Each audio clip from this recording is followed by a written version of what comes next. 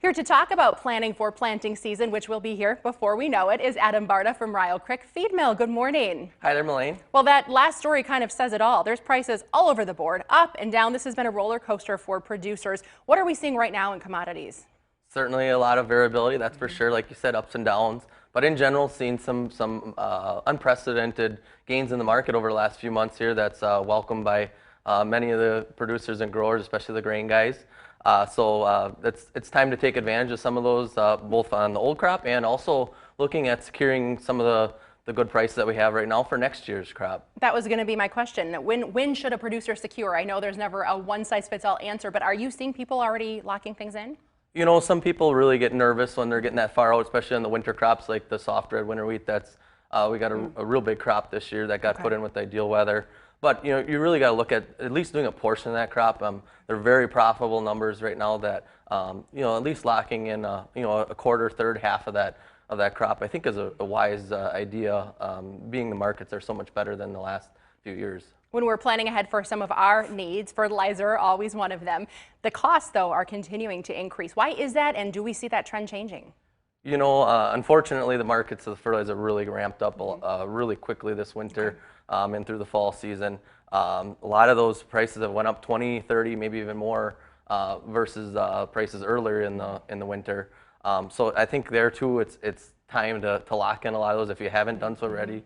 I know a lot of our customers have definitely done that, which is good for those that have done so. But historically, the biggest price increases have been towards spring here as the trucking and the timeliness of the fertilizer deliveries are more crunched, if you will.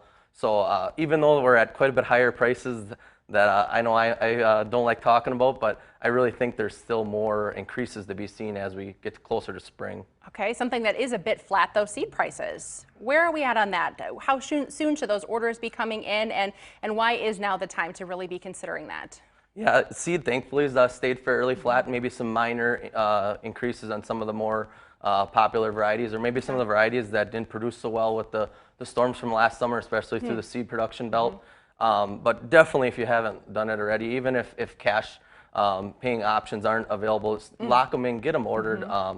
Definitely seeing some varieties that are getting tight. You know, we're expected to have larger soybean and corn crops this year, so that's only going to put that much more of a crunch on the seed supply that's out there, no matter where you're getting it from, I feel. Your team always does a lot of testing. I was enjoying on your website, there was a lot of different test plots, the results. Why is that a tool people should take advantage of?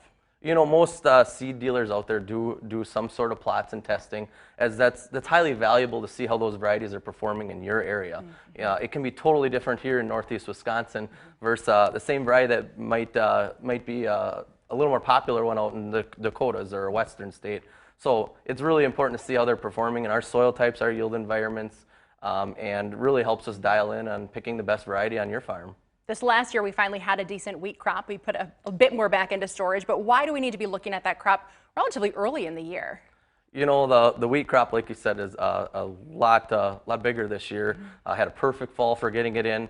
Prices really seem to be very profitable looking, especially for guys that have locked in the pricing already.